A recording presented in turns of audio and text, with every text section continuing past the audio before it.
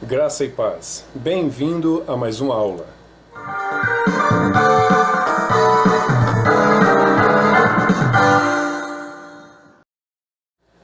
Graça e paz, meus irmãos. A aula que teremos hoje será no material profético, o gênero profético. E sobre esse gênero literário, a primeira observação que eu quero fazer é sobre a nossa competência literária. Sobre a nossa competência literária, o que podemos dizer? Que todo gênero tem o seu mapa. Todos os escritores bíblicos escreveram se utilizando de algum gênero literário, seja ele uma narrativa, seja ele uma literatura sapiencial ou literatura poética, e no nosso caso nós vamos dar uma olhada, uma estudada no gênero profético, que por sua vez tem a sua forma de ser lido, tem o seu mapa, tem o seu caminho a ser trilhado para ser bem compreendido. O que nós podemos dizer também sobre nossa competência literária? Todos os escritores expressaram sua mensagem através de um gênero. E assim, através de um gênero, para que todo aquele que lesse ou ouvisse a sua mensagem compreendesse corretamente o que o autor queria dizer. Assim também é o gênero profético. A segunda observação que desejo fazer sobre o gênero literário é que nesse gênero, no gênero profético, nós encontramos os problemas mais difíceis da Bíblia. E por que nós encontramos os problemas mais difíceis na Bíblia? Primeiro, por causa do aspecto da previsão. E são numerosas as previsões da Bíblia. Segundo Walter Kaiser, são tantas as previsões da Bíblia que elas representam uma repreensão para nós que desejamos interpretá-la. Porque também encontramos os problemas mais difíceis que existem na Bíblia? Por causa dos simbolismos e das figuras. Quando nós lemos uma profecia, nós encontramos muitos simbolismos e figuras. E para entendermos eles adequadamente, nós precisamos fazer uma leitura cuidadosa do texto que temos em mãos, um texto antigo, que está distante de nós, temporalmente e culturalmente, sem falar da distância linguística. Então os símbolos e as figuras também constituem uma dificuldade para o leitor das profecias. Eu poderia citar também uma terceira dificuldade, que são a existência dos subgêneros existentes no material profético. E eles são vários. São profecias de desastres, profecias de salvação, profecias de comissionamento, profecias de ais, profecias de liturgia, hinos proféticos, ações proféticas e aí por diante. Esses são algumas dificuldades, alguns problemas que podemos enfrentar na leitura do material profético. Quais são as características desse gênero literário, profecia? Ora, todo gênero literário possui as suas características. Não é diferente do gênero literário que estamos estudando, o gênero literário profético, ou material profético. Este gênero também tem as suas características. Como primeira característica, nós temos a inteligibilidade, ou seja, o profeta, ele tensionou passar uma mensagem que os seus contemporâneos ou seus primeiros destinatários, sejam eles leitores ou ouvintes, compreendessem a sua mensagem. Isso é inteligibilidade. Outra característica é a unidade orgânica. Nenhuma profecia é uma profecia solo. Ela não está isolada no material bíblico. Ela forma uma unidade com as outras profecias que existem na Bíblia. Por exemplo, as profecias de caráter messiânico. Então, a despeito da sua diversidade, elas formam uma unidade. Outra característica do material profético é a linguagem figurada. E aí eu acrescento o simbolismo. Então, sempre nas profecias, não em todas, mas as profecias sempre farão uso de material figurado ou material simbólico. Então, para estudar a profecia, Paulo Anglada nos dá um conselho muito importante. Partimos, primeiramente, de uma análise histórico-gramatical, para assim identificarmos os simbolismos e as linguagens figuradas.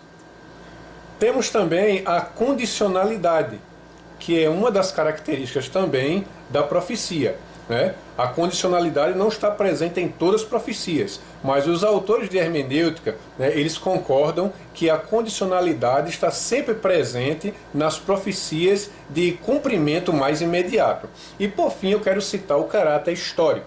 Então não podemos partir, pressupor, né, que podemos deixar a profecia fora de seu contexto histórico. Não, não podemos prescindir disso. Sempre na análise de material profético, de uma profecia, precisamos traçar o contexto histórico. Vamos falar agora de princípios hermenêuticos. Ora, para todo gênero literário, nós precisamos estar a par dos princípios hermenêuticos para fazermos uma boa leitura do material que estamos estudando. Então, o gênero profético também tem seus princípios hermenêuticos. E como primeiro princípio, eu quero dizer para você, conheça todo o livro do qual você está lendo alguma profecia. Então, vai pregar sobre Isaías, tem que conhecer Isaías todo. Então, tem que ler todo, do capítulo 1 até o capítulo 66. Vai ler Amós, tem que ler o livro todo, do capítulo 1 até o capítulo 9. Quer pregar sobre Ezequiel, tem que ler Ezequiel todo. Quer pregar sobre Jonas, tem que ler Jonas todo. Então, primeira dica, como princípio hermenêutico, ler todo o livro.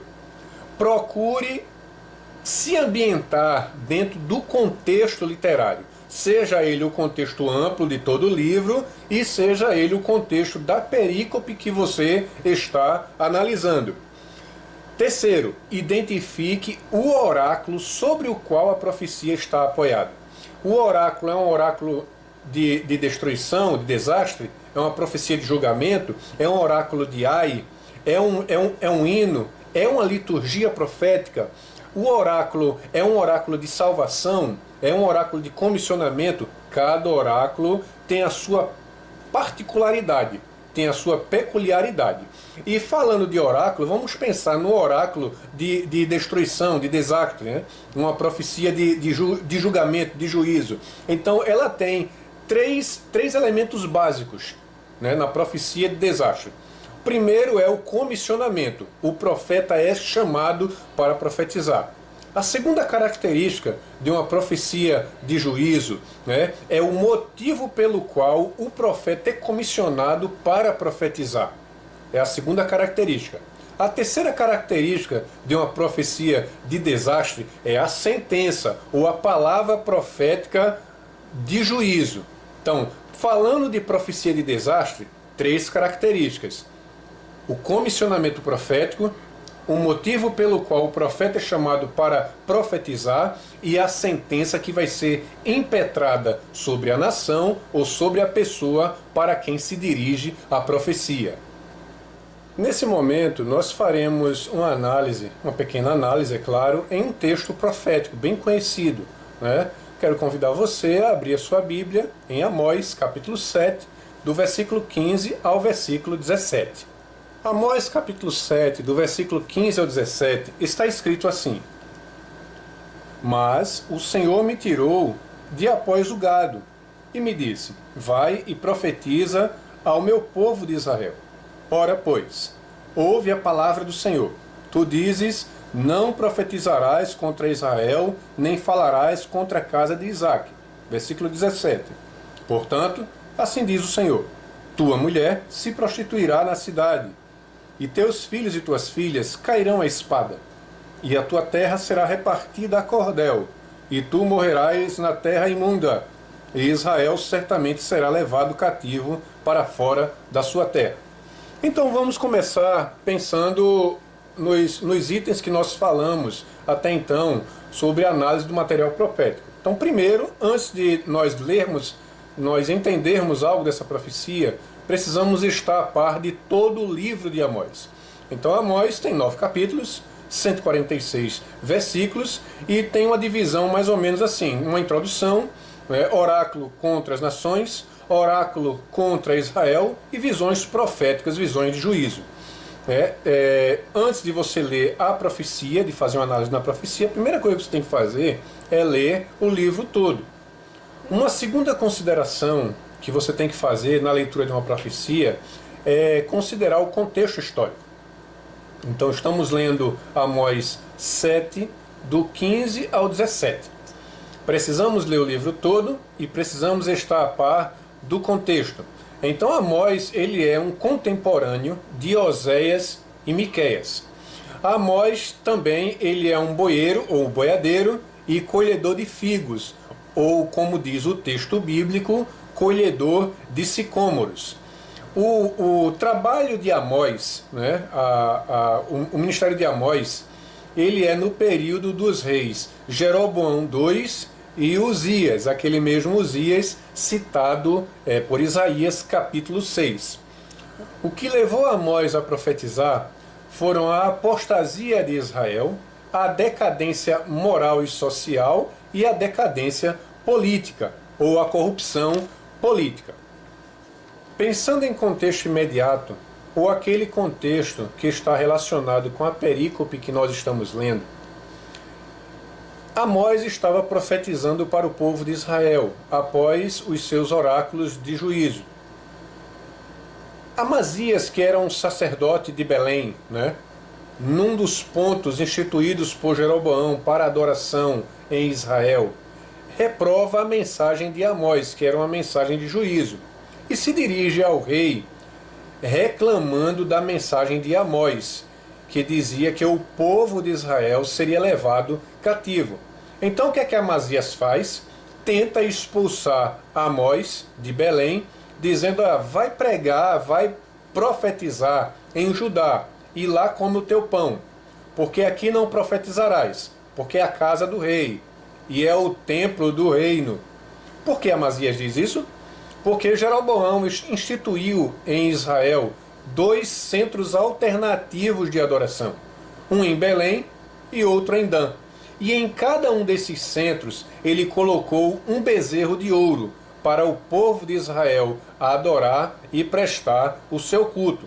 Amazias, que era sacerdote em Belém, reprova a mensagem de Amós e tenta expulsar Amós de Belém, fazendo voltar para Judá. Pensemos agora na profecia de Amós, que é uma profecia de desastre, uma profecia de juízo, essa que nós estamos lendo. Amós capítulo 7, do versículo 15 ao versículo 17, 3 versículos.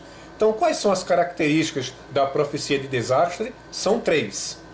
O comissionamento profético. No versículo 15, Amós é chamado por Deus para profetizar ao povo de Israel. Segunda característica, a razão pela qual a profecia é direcionada ao povo, ou a Amazias, que é o caso. A razão é que Amazias reprova a mensagem de Amós para o povo de Israel. E assim Amós é comissionado por Deus para direcionar uma profecia de juízo contra Amazias, sacerdote de Belém. E por último, a sentença, que é a terceira característica da profecia de desastre, que é essa profecia que nós estamos observando. A sentença é que Amazias morreria em terra amaldiçoada, a esposa de Amazias seria tratada como prostituta, os filhos de Amazias morreriam à espada e, por fim, Israel certamente seria levado cativo. Repetindo, cada gênero literário ou subgênero existente no material profético exige a sua leitura adequada. Assim é a profecia de desastre e todos os outros subgêneros proféticos. Para uma leitura mais acurada, você deve se dirigir ao material de hermenêutica que está disponível no mercado, amplamente disponível. Por fim, eu quero dizer que o livro de Amós ele apresenta a misericórdia de Deus, apresenta o amor de Deus e a sua graça, mas também apresenta o juízo de Deus.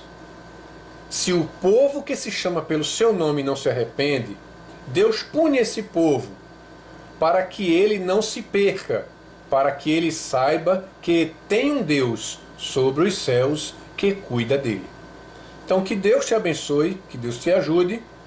Na nossa classe você terá um artigo que você deve ler e o nosso material em PDF. Que Deus nos abençoe.